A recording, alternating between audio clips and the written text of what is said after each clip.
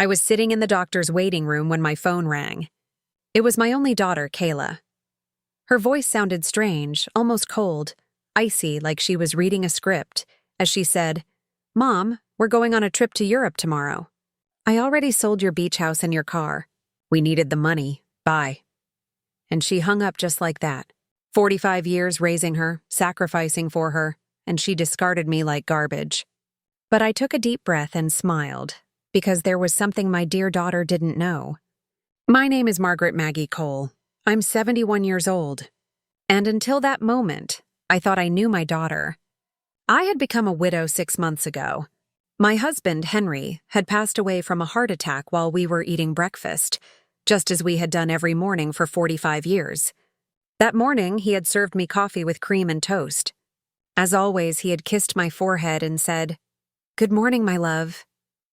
Those were his last words. Since then, Kayla had been more present in my life, or so I believed. She came to visit 3 times a week. She helped me with the funeral arrangements and accompanied me to the grocery store.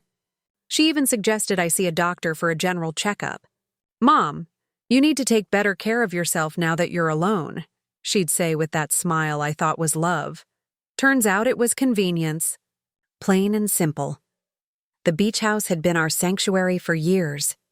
Henry and I bought it when Kayla was 15, with a lot of hard work and sacrifice. Every summer we'd go there, building memories, celebrating birthdays and Christmases. Kayla would bring her boyfriends and later her husband, Derek. I would cook for everyone, clean and do the laundry. It was our family tradition. I never thought she'd see it as just money. And the car, that old Ford pickup truck Henry cared for like his own child. He'd wash it every Sunday, change the oil religiously, and always park it in the same spot under the shade of the tree. Kayla knew what that truck meant to me. It was the last thing I had left of him. His scent still lingered on the seats. When she hung up, I stayed there on that uncomfortable green plastic chair, surrounded by other sick people. And for the first time in months, I didn't cry. Something strange happened inside me, a calm I hadn't felt since Henry's death. Because in that moment, I remembered something I had completely forgotten. 3 days before he died, Henry had handed me a manila envelope. "Maggie," he said, "tuck this in your dresser drawer.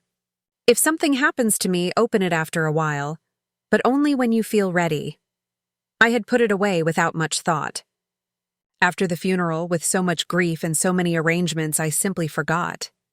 But there it was, waiting for me at home. The nurse called me to go into the office. The doctor examined me and said I was in good health for my age, that I just needed to rest more and eat better. I nodded and smiled, but my mind was elsewhere. I was thinking about that envelope, about the coldness in Kayla's voice, and how Derek was probably behind all of it. He had never liked me. He always saw me as a nuisance. I left the office and walked slowly to the bus stop. I no longer had a car, according to Kayla, but as I waited, I couldn't help but smile. There was something poetic about all of this. My daughter thought she had left me with nothing. But what she didn't know was that Henry, my dear Henry, had always been a man who planned ahead. The bus arrived and I sat by the window. I watched the city go by, the houses, the stores, people rushing everywhere, all with their own tragedies, their own secrets. I had my own too, and I was about to discover them. When I got home, I went straight to my room. I opened the dresser drawer and there was the manila envelope, exactly where I had left it. My hands trembled slightly as I picked it up. I could feel there were several documents inside. Henry had written my name on the front in his neat handwriting. I sat on the bed we had shared for so many years and took a deep breath. It was starting to get dark outside, and the house was filling with those familiar shadows that no longer scared me. I opened the envelope slowly, as if unwrapping a birthday gift. What I found inside would change everything. What I found in that envelope took my breath away. There were legal documents, deeds, bank certificates, and a handwritten letter from Henry. My eyes filled with tears as I read his familiar handwriting.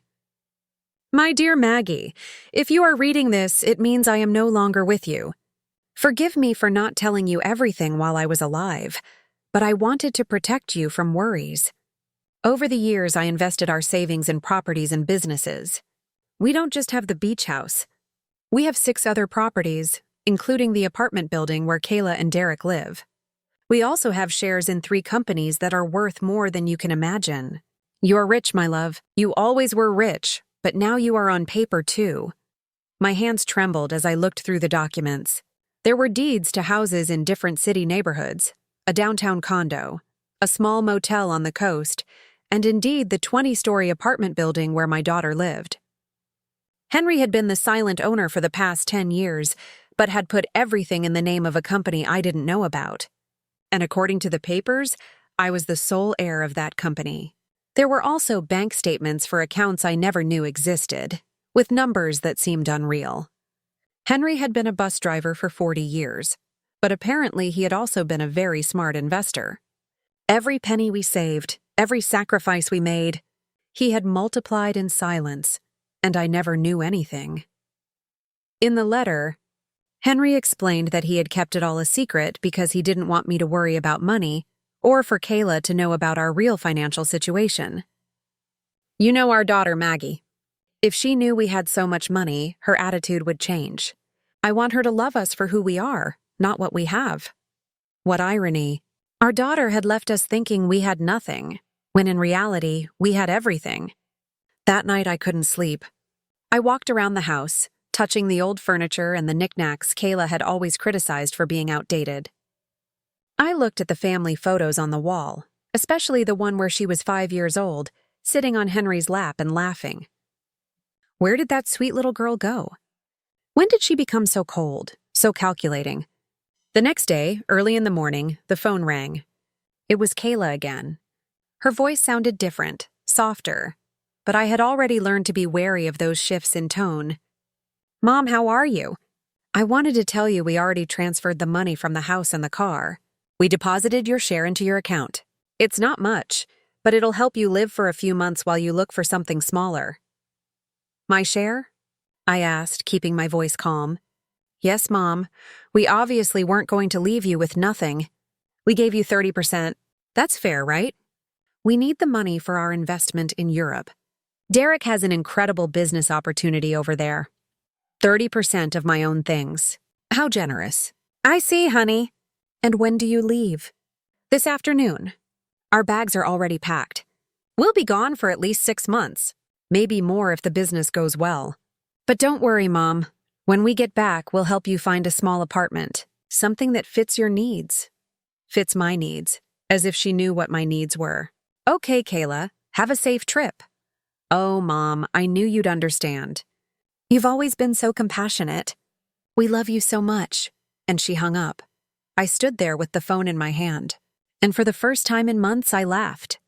I laughed like I hadn't since Henry died. The situation was so absurd, it was comical. My daughter had robbed me, kicked me out of my own house, talked to me with unbearable condescension, and all to fund a European adventure that would probably be a disaster. But what bothered me most wasn't the money. It was the ease with which she had discarded me. 45 years of my life dedicated to her, of sacrifice, of unconditional love, and she had erased me from her life with a 2-minute phone call. That was what truly hurt. I checked my bank account online. Sure enough, they had deposited an amount that probably seemed generous to them, but to me was a mockery. They had sold the beach house for much less than it was worth, likely because they needed the cash quickly, and they had sold Henry's truck for a pittance. That afternoon, from my window, I watched Kayla and Derek load their suitcases into a cab. He was carrying 2 huge suitcases. She had a very expensive-looking carry-on bag. I watched them laugh, kiss, and make plans. They looked like 2 teenagers excited for an adventure. They never looked toward my window, never said goodbye. When the cab drove away, I sat in the kitchen with a cup of tea and Henry's documents spread out on the table. I had to make some decisions. I could call a lawyer, reclaim my properties, and get back everything they had taken. But something told me there was a better way to handle this, a tougher lesson, the kind that sticks. I called Mr. Caldwell, the lawyer who had handled Henry's affairs. He had been at the funeral, had given me his condolences, and had told me to call if I ever needed anything. Well, now I needed him. Mrs. Cole, it's good to hear from you. How are you? I'm doing well, Mr. Caldwell. I need to see you urgently.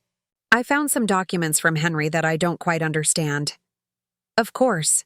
You can come to my office tomorrow morning. I'll be there. That night, for the first time in months, I slept soundly. I dreamed of Henry. He was sitting in his favorite chair reading the newspaper, just like every morning. And when he saw me, he smiled and said, "It's about time, my love. It's about time you stood up for yourself." I woke up with a strange feeling. It wasn't exactly happiness, but it wasn't the sadness I had felt for so many months either. It was something like determination, steel in my spine finally. For the first time since Henry's death, I had a clear purpose. I was going to get back what was mine, but not in the way Kayla expected. The next morning I got dressed with more care than usual. I put on my wine-colored dress, the one Henry always said made me look elegant. I fixed my hair and put on a little makeup. And when I looked in the mirror, I saw a woman I hadn't seen in a long time.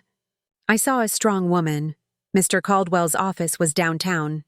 It was an old but elegant building with marble floors and large windows. He greeted me with a warm smile, but when I showed him the documents, his expression changed completely.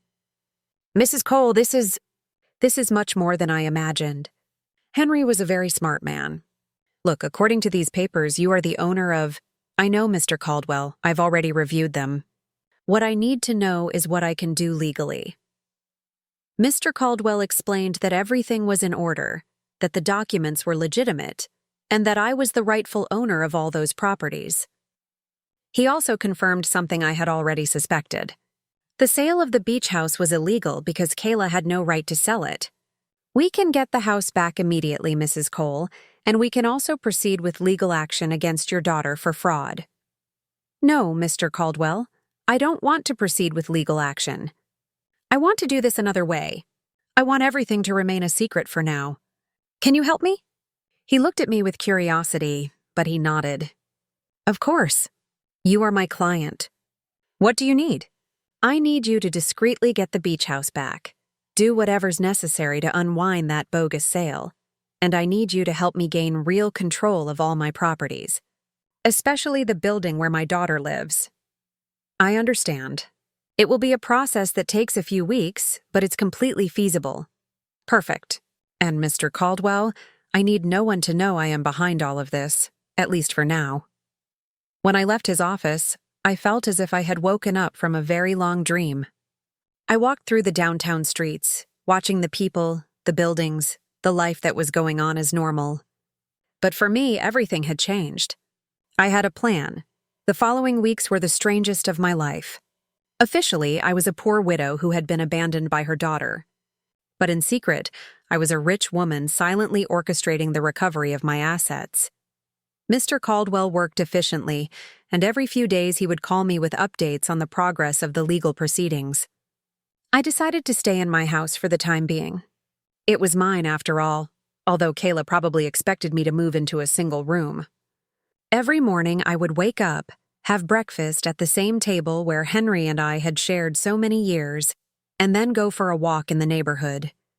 The neighbors would greet me with that mix of pity and curiosity they reserved for recent widows.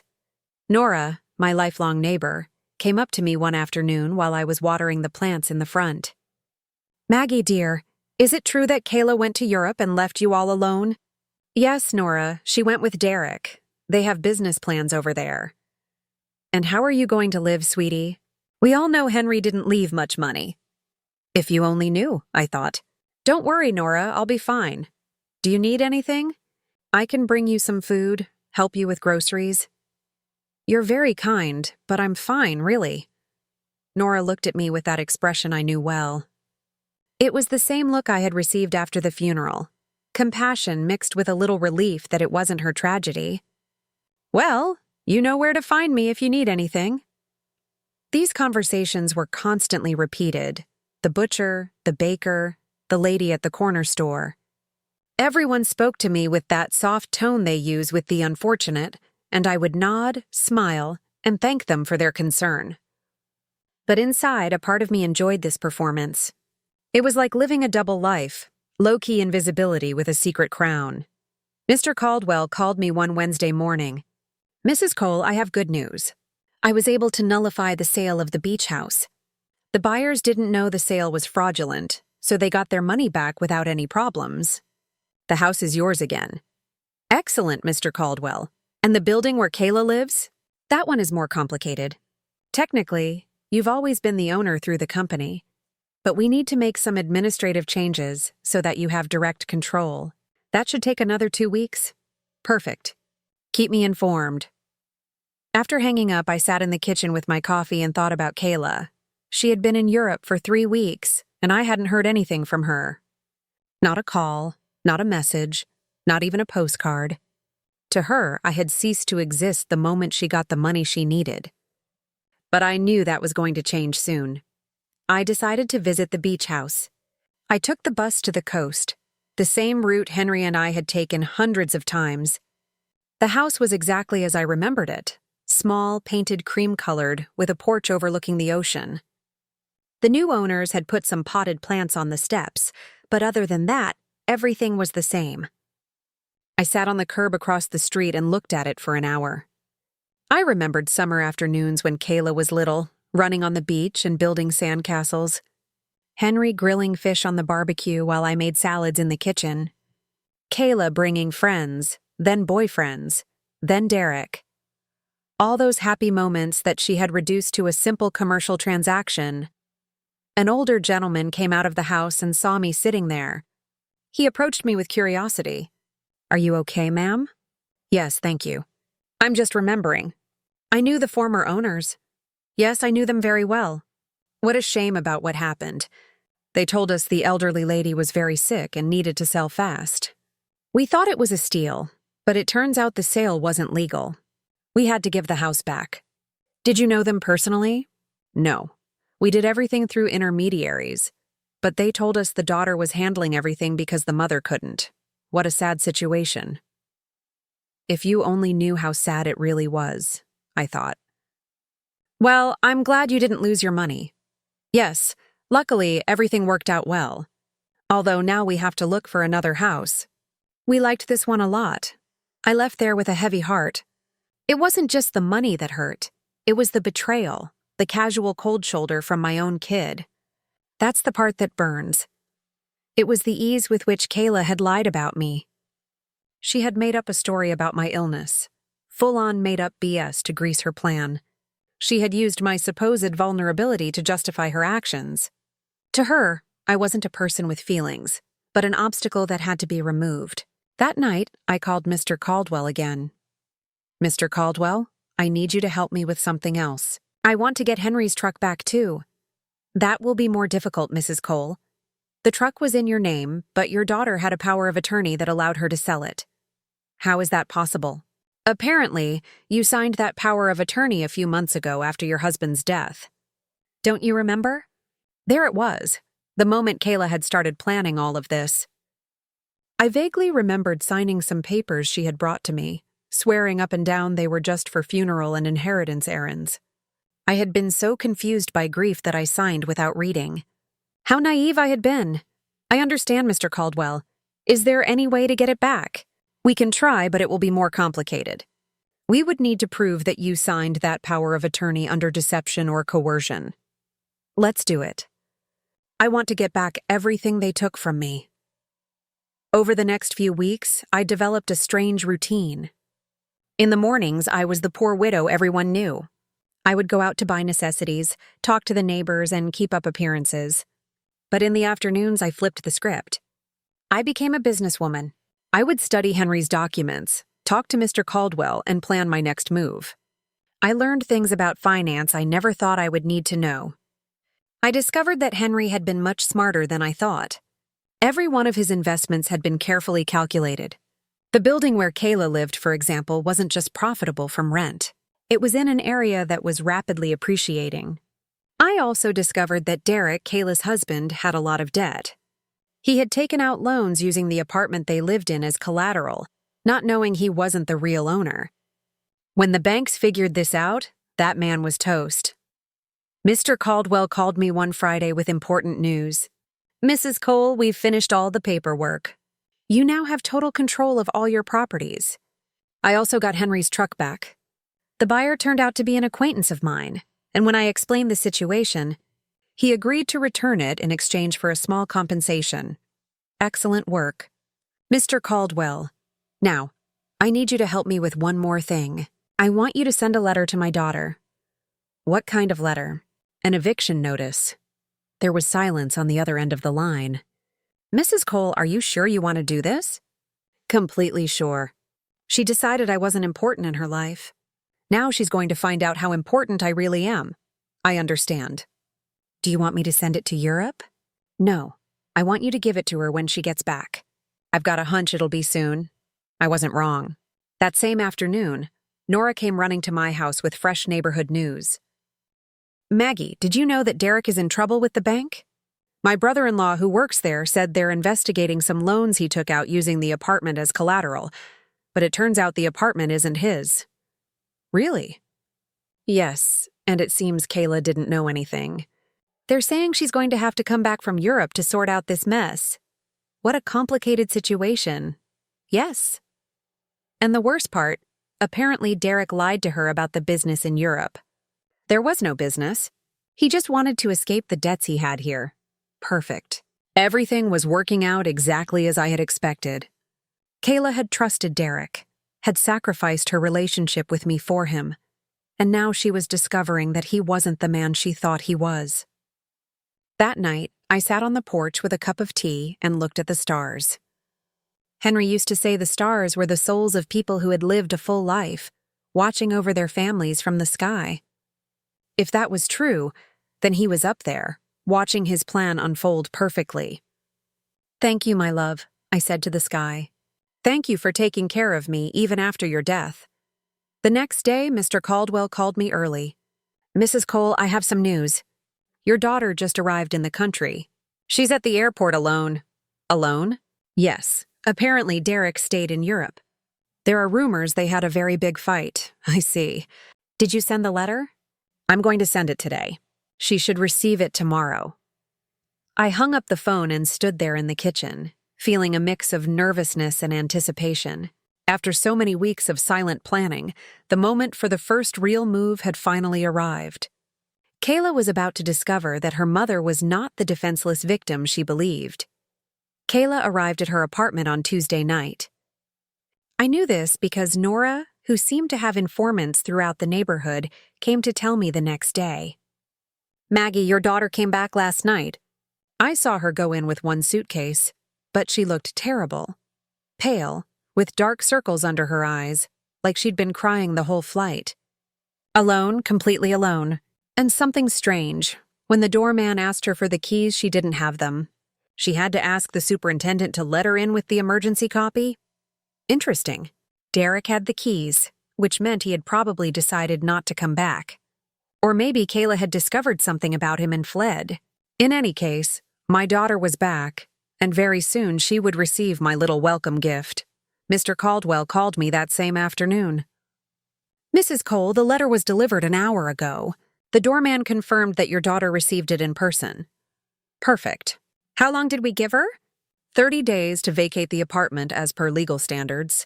But Mrs. Cole, are you sure you want to do this? She is your daughter after all. Mr. Caldwell, my daughter kicked me out of my own house with a 2-minute phone call.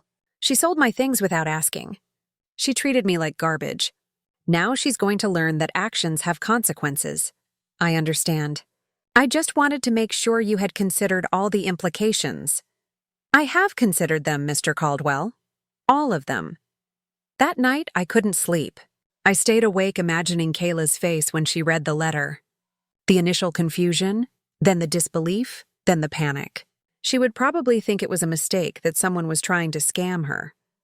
But when she called to verify, she would discover that everything was completely legal. The next day, 8 a.m. on the dot, like she'd been pacing for hours, the phone rang. It was Kayla, and her voice sounded desperate. Mom, I need to talk to you urgently. Good morning, honey. How was Europe? Mom, I don't have time for that right now. I received a very strange letter yesterday. It says I have to vacate my apartment in 30 days. It must be a mistake, right? Do you know anything about this? An eviction notice? How strange. From whom? From a company I've never heard of. It's called, wait, let me find the letter. Robert Investments, Inc. Do you know this company? Henry had used his own name for the company. How poetic, no, honey. I've never heard that name. Are you sure the letter is legitimate? That's what I want to find out. Mom, I need you to help me. I don't know what to do. Derek left me in Europe. He ran off with another woman, and now I come back to this. I don't understand what's happening. There was the confirmation. Derek had abandoned her, probably when the money ran out, or when he realized the legal problems at home were more serious than he thought. Poor Kayla. She had sacrificed her family for a worthless man. I'm so sorry, honey. Where are you now? I'm in the apartment, but I don't know for how long. Mom, can I come see you? I need to talk to someone. I don't have anyone else. The irony was perfect. Now that she was left without the man for whom she had abandoned me, she remembered she had a mother. Of course, honey. Come over whenever you want. I'm on my way. I hung up the phone and looked at myself in the mirror. I had to be perfect for this performance.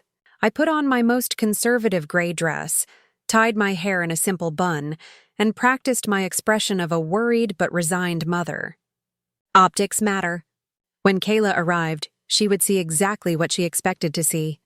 A poor, vulnerable widow who had been abandoned by her own daughter. Kayla arrived an hour later.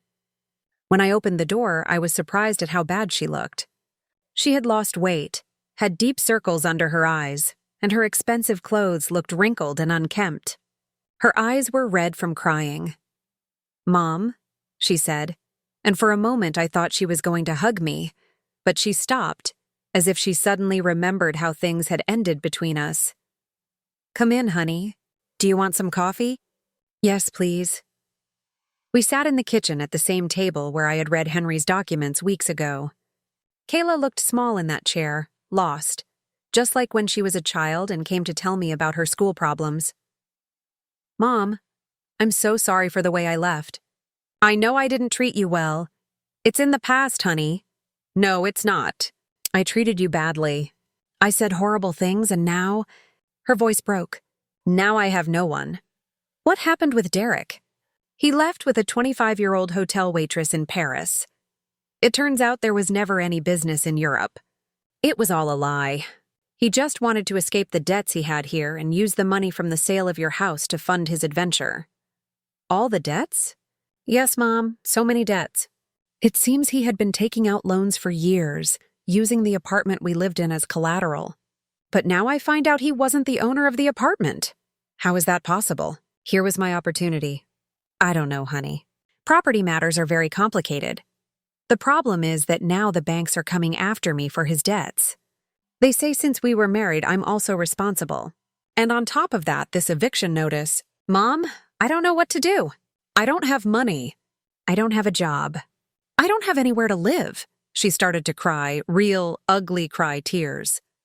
And for a moment, my mother's heart softened. I wanted to hug her, console her, tell her everything would be okay.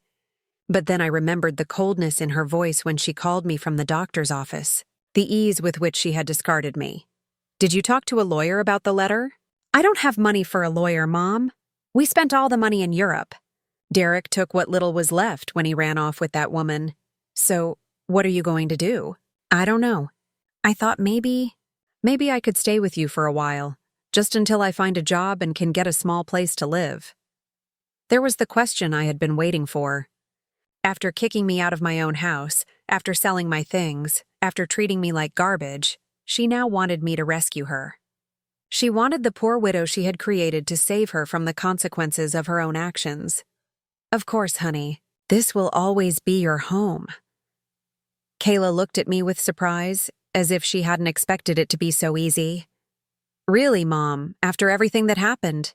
You are my daughter, Kayla. That will never change." She got up, and this time she hugged me. It was a desperate hug from someone drowning and clinging to the only thing they can find. I hugged her back too, but not with the unconditional love from before. Now there was calculation in my embrace. Strategy. "Thank you, Mom. I promise I'll find a job soon. I won't be a burden. Don't worry about that now. Rest? recover, and then we'll see what your options are. Kayla left that afternoon to get some things from her apartment. I stayed in the kitchen, thinking about how easy it had been. She had come to me exactly as I had planned, broken, desperate, with no options, and best of all, she suspected nothing. To her, I was still the poor, abandoned mother who needed her compassion. But this was only the first part of my plan.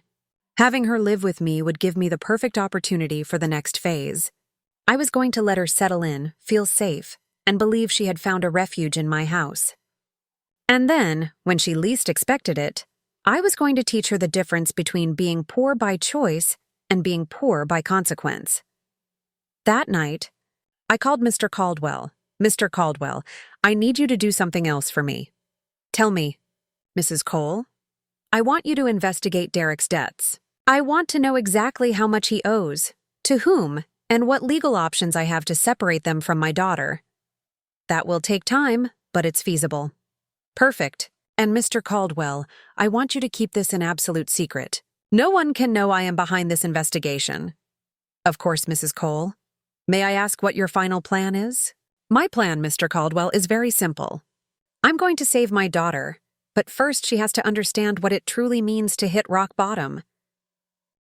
When I hung up, I poured myself a glass of the wine Henry had been saving for special occasions.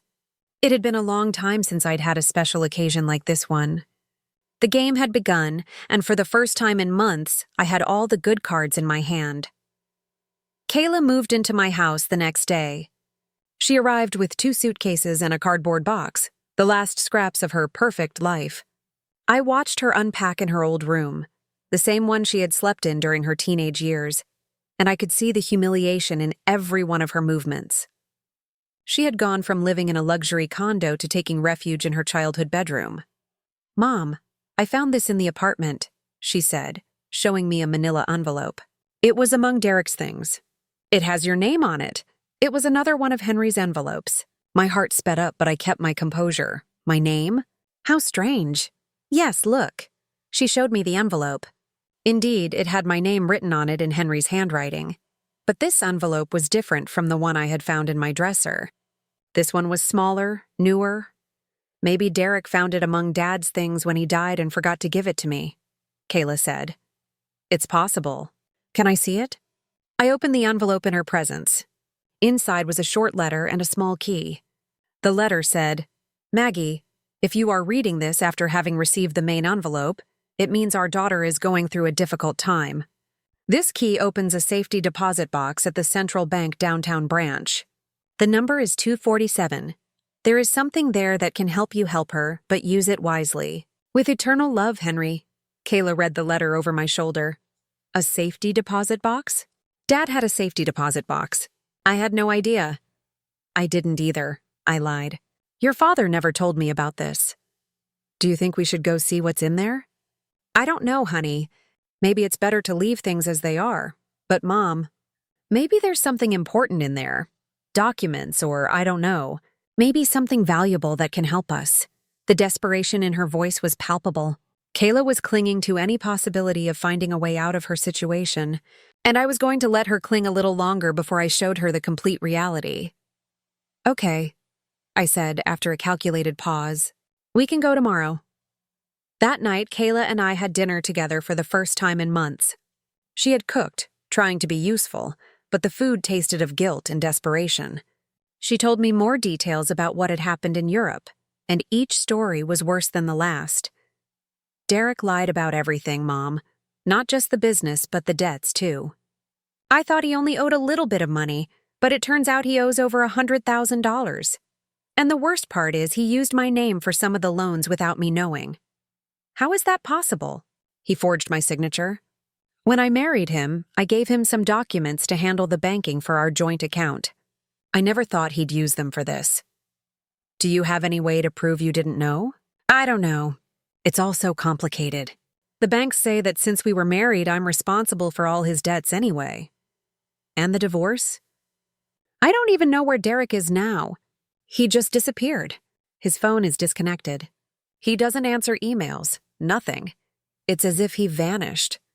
Perfect. Derek had run away like the rat he had always been. leaving Kayla to face the consequences of her actions alone. In a way, he had done me a favor.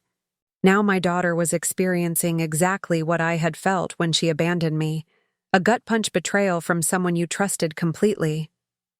I'm so sorry, honey. I didn't know things were so bad. I didn't either, Mom. I thought Derek loved me, that we were going to build something together. Turns out I was just an easy way for him to get money and documents. Kayla started to cry again. How could I have been so stupid? How did I not realize who he really was? It was tempting to tell her I had seen the signs from the beginning, that I had tried to warn her, but that would have broken my facade as a compassionate and vulnerable mother. Love can be blinding sometimes, honey. Don't blame yourself. But Mom, I didn't just ruin my life. I ruined yours too. I treated you horribly. I took your house, your truck, your things, all of it, and gave it to a man who abandoned me at the first opportunity. Now we're two poor women trying to survive because of me. It's in the past, Kayla. We'll be okay. No, it's not. Now we're both in trouble because of my mistakes. You lost everything Dad left you, and I lost my marriage and my future. We're two poor women trying to survive. If she only knew. At that very moment, I had more money than she could possibly imagine. I was the owner of the building where she lived. I could solve all her problems with a single phone call. But it wasn't time yet. The next day, we went to the bank. Kayla was nervous, hopeful. I maintained my act as a confused widow who didn't understand much about finance. The bank employee led us to the safety deposit boxes, verified my ID, and opened box number 247. Inside were jewels, many jewels. Rings, necklaces, bracelets, earrings. I recognized some pieces as heirlooms from Henry's family. Others were completely new to me. There was also a letter explaining the origin of each piece and its approximate value. Kayla gasped. Mom, this must be worth a fortune. You think so? Yes, look at this emerald and this pearl necklace. Mom, Dad saved a treasure here. According to Henry's letter, the jewels were worth approximately $200,000. It was a significant amount, but nothing compared to the rest of my assets. It was like finding a few coins under the sofa when you have $1 million in the bank. What do we do with this, Mom? I don't know, honey. They're family memories. But Mom, we could sell some of the pieces. With this money, you could get your beach house back, and I could pay off some of Derek's debts. There it was again. Even when she found something valuable, Kayla's first reaction was to think about how to use it to solve the problems Derek had created. She hadn't learned a thing yet. Are you sure you want to use your father's inheritance to pay Derek's debts? What other option do I have, Mom? If I don't pay something soon, the banks are going to foreclose on everything I've got. And technically, I don't own squat. Everything was in Derek's name. Think carefully, honey. Once you sell these jewels, you won't be able to get them back. I know, but what else can I do? I can't get a job with all these legal claims pending. No employer's gonna touch me with this mess. We took the jewels home. Kayla spread them out on the kitchen table and examined them one by one, calculating which ones she could sell and which she could keep. It was painful to watch her reduce decades of family history to numbers on a spreadsheet. Mom, I think I can get $180,000 for the jewels, she said one afternoon, stacking bills and scribbling totals. It's less than I expected, but it's enough to pay off the most urgent debts. Are you sure you want to do this? I have no choice. If I don't pay something soon, they'll seize everything. Even this house could get dragged in if they prove I have some kind of legal connection to the properties. The irony was thick. Kayla was worried about losing a house that I owned, paying the debts of a man who had abandoned her with money from jewels that had belonged to the same man who had created the fortune that could save her. And how are you going to decide which debts to pay first? I talked to a free financial advisor at the bank. She told me to tackle anything with collateral first, because those are the ones that can hit property or trigger instant foreclosure. Kayla had matured so much in these few weeks. The woman who had sold my things without consulting me was now carefully investigating every financial decision. The hurt had sharpened her judgment, but it also left her a little breakable. That night, while she was organizing the debt documents on the table, I received a call from Mr. Caldwell. Mrs. Cole, I have a full report on Derek's debts. The situation is worse than I thought. How much worse? He owes over $200,000 to several banks and also has debts with private lenders. What's more concerning is that he used falsified documents with your daughter's signature for some of these loans. That means Kayla is on the hook. It's complicated, he added. If we can prove she didn't know, we might get her out of some of the debts. But it's going to be a long and expensive process. How expensive for a good lawyer specializing in these cases? Probably around $50,000, and there's no guarantee of success. I understand. And what if she just pays the debts? If she has the money, that would be the fastest solution. But I doubt she has access to that amount. Mr. Caldwell, I want you to prepare all the necessary documents to get my daughter out of these debts. But don't loop her in yet. You're going to pay, Mrs. Cole. I'm going to do whatever is necessary to protect my daughter. But this has to be handled quietly and by the book. When I hung up, I found Kayla in the living room looking at the jewels with a sad expression. She looked lost, like a child who had broken her favorite toy and didn't know how to fix it. What are you thinking about, honey? About Dad? About how disappointed he would be in me if he could see what I did with my life? Your father loved you very much, Kayla. He would understand. No, Mom. He taught me to be responsible, to value family, not to be selfish. And I did the exact opposite. I abandoned my mother for a man who turned out to be a liar. I sold my family's memories for money. I trashed everything he built. For the first time since she had returned, I heard genuine regret in her voice. It wasn't just lamenting the consequences, it was a real admission that she'd crossed a moral line. People make mistakes, honey. The important thing is to learn from them. But how do I learn from this, Mom? How do I fix the damage I've done? There it was, the question I'd been waiting for. Kayla was finally ready to face the truth about her actions and their consequences. But it wasn't yet time to reveal my final card. First, I had to let her hit rock bottom completely. The next few days were crucial. Kayla decided to sell most of the jewels, keeping only the engagement ring Henry had given me and a small necklace that had belonged to her grandmother. I watched her research prices, hit 3 different jewelers, and negotiate with buyers.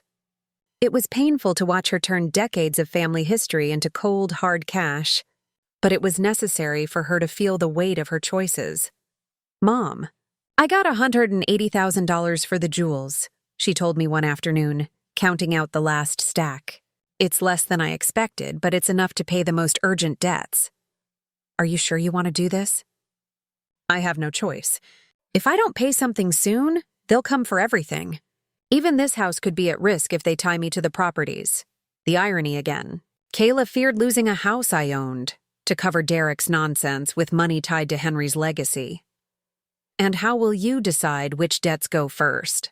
The bank advisor said to prioritize liens and secured loans. Those are the ones that can take property or kick off foreclosures. She'd changed. The woman who once sold my things without asking now read fine print and made spreadsheets like her life depended on it. Pain had made her responsible and fragile. That night, while she sorted papers, Mr. Caldwell called again. Mrs. Cole, we managed to locate Derek. Where is he? In Paris, just as your daughter suspected. But here's the interesting part.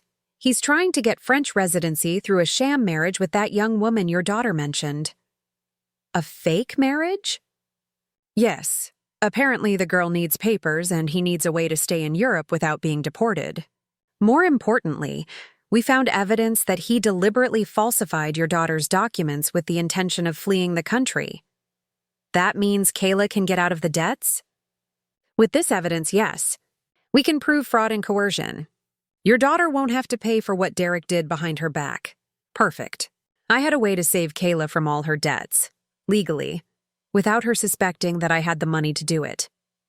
Mr. Caldwell, start the legal process immediately. Don't tell my daughter yet. I want it wrapped and airtight before I say anything. I won't give her false hope. Understood. This will take about 3 weeks, maybe a month. When I hung up, Kayla looked at me with curiosity. Who was that, Mom? A neighbor looking for Mrs. Davis. Wrong number, I said. Lying was getting easier. Too easy. Every day I settled further into this double life. The poor, abandoned mother Kayla believed in, and the wealthy woman quietly engineering her daughter's rescue and reality check. Over the next 2 weeks, I watched Kayla grapple with choices she'd never faced before: how to stretch grocery money, how to barter with creditors, how to job hunt with a wrecked credit history. It was a cruel education, but necessary.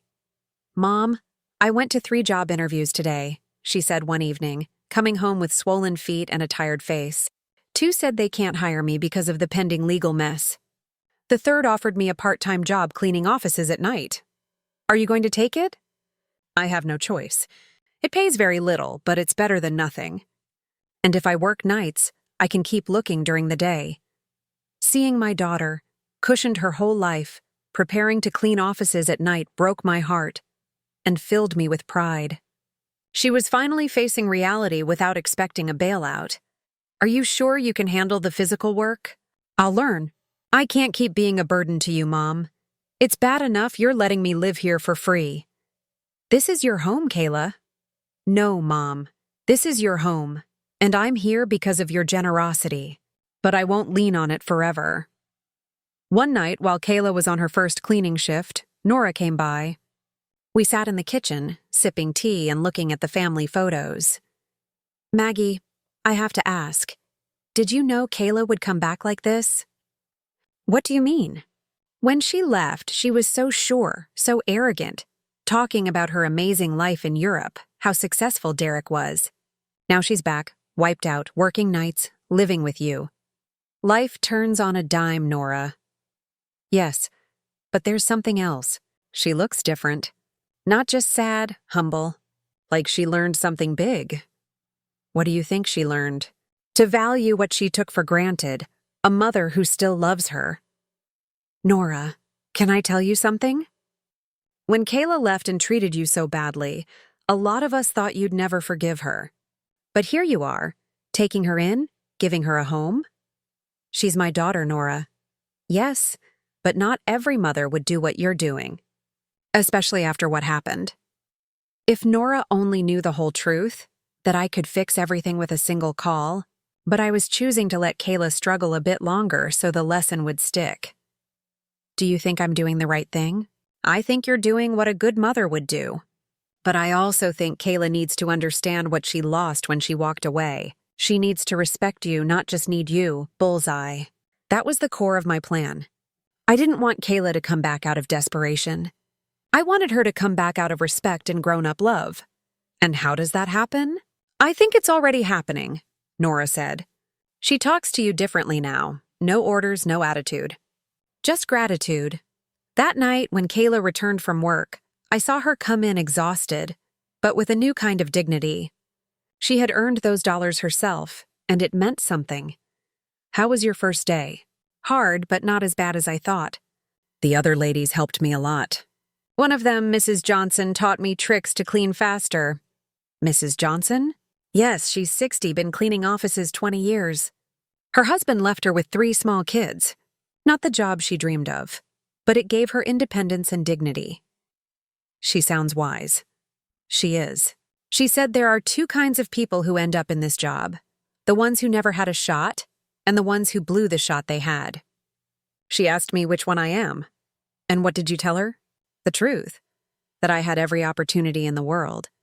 And I wasted it chasing a man who wasn't worth it. What did she say? She laughed and said, "Well, honey, at least you know why you're here. That puts you 1 step ahead of most people." Kayla poured herself a glass of water and sat with me at the table, tired, humbled, and finally ready to change. "Mom, I want you to know something. These past few weeks have been the hardest of my life, but also the most important. Why? Because I finally understand what really matters.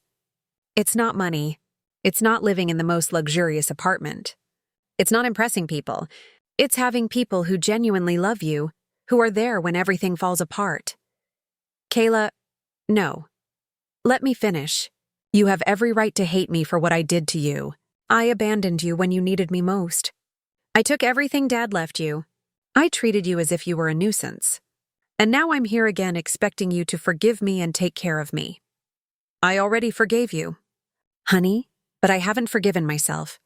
And I won't until I prove that I've truly changed, that I've learned from my mistakes. Mr. Caldwell called me the next morning. Mrs. Cole, I have excellent news. The legal process is almost complete. We can get your daughter out of all of Derek's debts. It was time. After weeks of watching Kayla struggle, work, and reflect on her mistakes, the moment had finally arrived to show her she had never been alone, that someone had her back. Quietly the whole time, Mr. Caldwell, I want you to organize a meeting.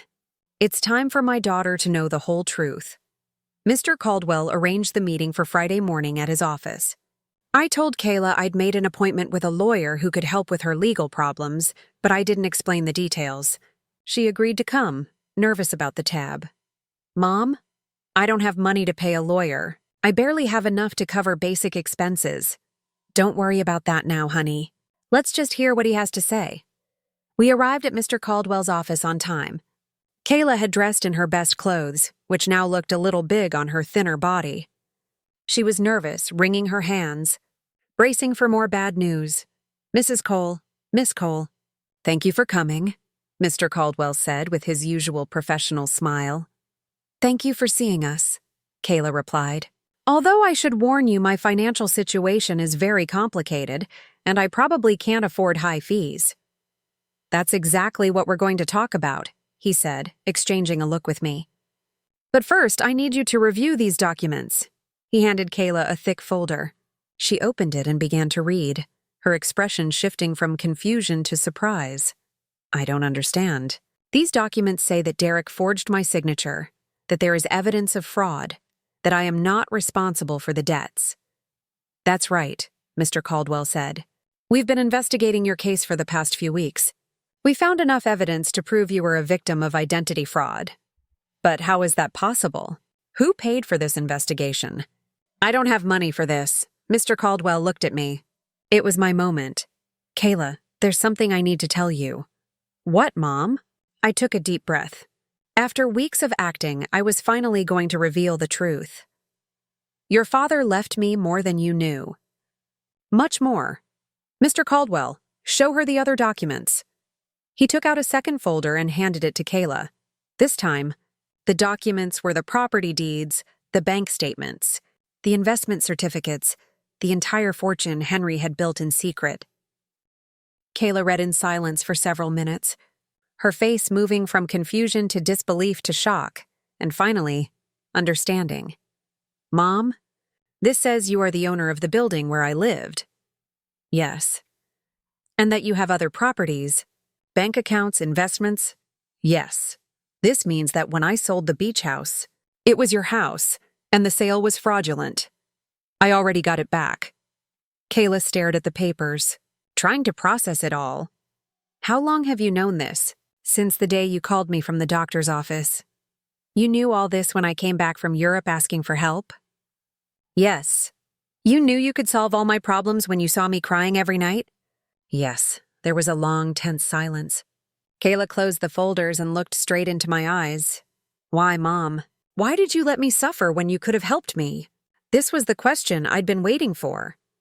Because you needed to learn something you couldn't learn any other way. What? You needed to learn the value of the things you had lost, the value of family, of respect, of responsibility. When you abandoned me, it wasn't just money you took. It was dignity. It was love. It was trust. Kayla started to cry, but not the self-pitying tears from the first weeks. These were tears of deep understanding. I abandoned you when you needed me most. Yes. I treated you like garbage. Yes. And you saved me anyway. Yes. But not in the way you expected. I didn't save you by handing you money so you could keep making the same mistakes. I saved you by letting you hit rock bottom so you could learn to save yourself. Mr. Caldwell discreetly intervened. Miss Cole, your mother has paid all the legal expenses to free you from Derek's debts. She has also recovered all properties that were sold fraudulently. You are completely free of legal problems. And the cleaning job I got? You can quit if you want, I said. But I hope you don't. Why? Because that job is teaching you something you never learned when everything was easy. The value of your own hustle. The dignity of honest work, and why every dollar matters. Kayla wiped her tears and looked at me with an expression I hadn't seen in years. It wasn't the look of a daughter who needs her mother. It was the look of a grown woman who respects another woman. Do you forgive me, Mom? I forgave you a long time ago, honey. The question is, can you forgive yourself? I don't know if I can. I did unforgivable things. People make mistakes, Kayla. The important thing is what we do after we recognize them.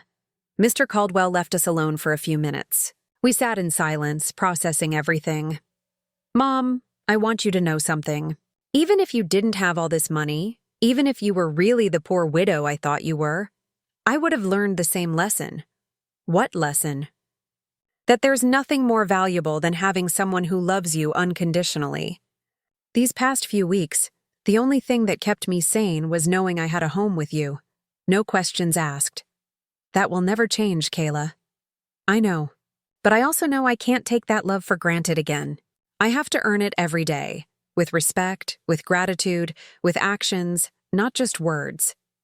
We left Mr. Caldwell's office with a completely new relationship. We were no longer mother and daughter just by habit. We were two grown women who had chosen each other after the hardest test. The following weeks were about rebuilding, but not the kind Kayla expected. Even though she knew I had the resources to solve everything, she decided to keep her night cleaning job. Mom, I need to finish what I started, she told me one afternoon, getting ready for work. I can't just go back to a comfortable life like nothing happened. Are you sure? You don't have to punish yourself forever. It's not punishment. It's how I remember who I was, and who I want to be now. I watched her put on her uniform, unthinkable months ago in that luxury condo with Derek. But something had changed. She wasn't broken anymore. She'd found dignity in honest work. Nora came by that afternoon, as she had every few days since Kayla returned. Maggie, there are strange rumors going around, she said. What kind of rumors? People are saying you're not as poor as we all thought. Someone saw Kayla leaving a very elegant lawyer's office downtown and then paying off debts at the bank. People talk a lot. Nora. Yes. But they're also saying you got your beach house back and somehow solved all Kayla's legal problems. That costs a lot of money, Maggie. Nora knew me too well to fool her for long. What do you want to know exactly? I want to know if my friend of 40 years has been lying to me. I poured tea and sat across from her. It was time to be honest with someone else. Henry left me more than anyone knew, Nora, much more. How much more? Enough that Kayla and I never have to worry about money again. Nora was quiet, processing. And why did you pretend to be poor all these months? Because Kayla needed to learn something she couldn't learn any other way. I told her the whole story. Kayla's cruel phone call, my silent plan, the weeks I watched her hit rock bottom, and the reveal at Mr. Caldwell's office. Maggie, that is. Brilliant and terrible at the same time. Terrible? Yes, because you let your daughter suffer when you could have helped. But also brilliant, because I understand why. She had to learn the value of what she'd thrown away. If you'd just handed her money, she'd learn that someone will always bail her out. Exactly. But didn't it hurt to see her suffer? Every day. Every night I heard her crying. Every morning I watched her go to work, tired and defeated. But if I rescued her too soon, the lesson wouldn't stick. And do you think she learned it? Look for yourself. She knows she has access to money now, but she keeps the job. She could move out, but she stays. And she's using her own savings to help other women in tight spots. She's helping other women? Yes. She became friends with the ladies at work and uses some of her paycheck to help a coworker with daycare. Nora smiled. That's not the Kayla who went to Europe. No, it's not. This Kayla knows money is a tool, not the goal. She understands dignity comes from work and respect, not stuff. That night, when Kayla came home, she found me reading in the living room. Mom, I have to tell you something. Today, Mrs. Johnson asked if I was the daughter of the rich lady from the north side of town. What did you tell her? I said yes, that you have enough money that I don't have to work. And then? She asked why I'm still working.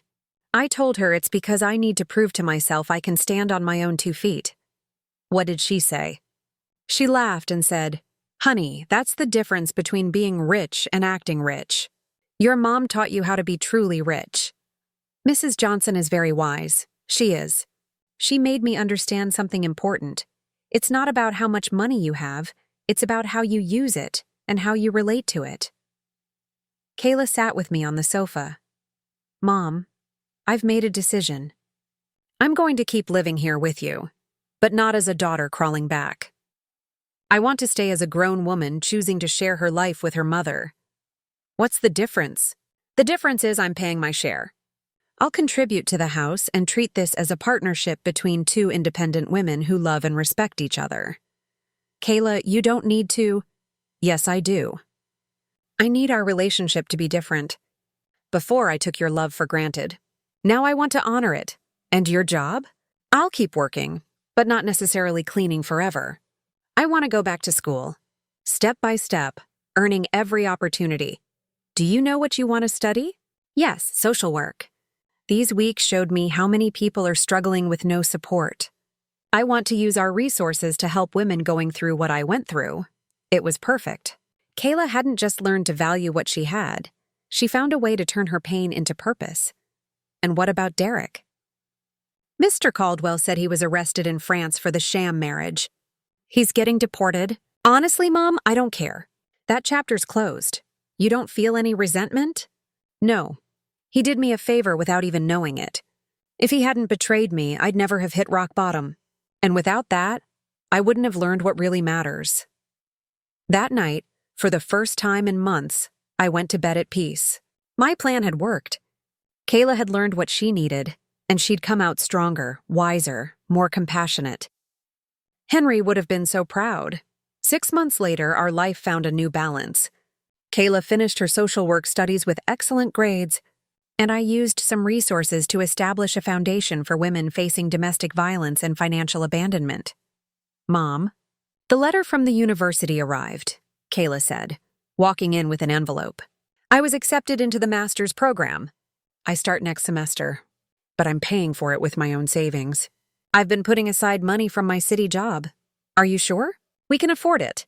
"I know, but I need to do it on my own. That's who I am now."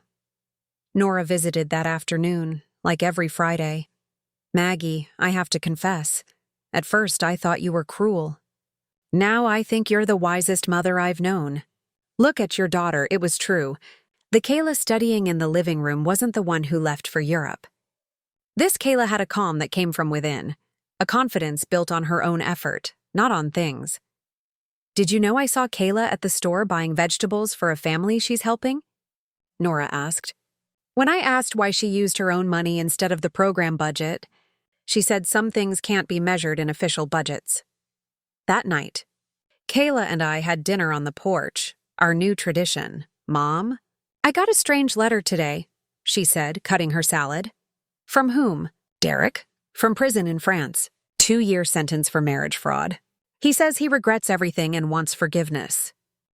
"How do you feel?" "Honestly, nothing. No anger, no sadness, no revenge.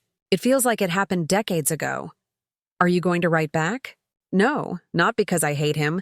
There's just nothing to say. The Kayla who married him doesn't exist anymore.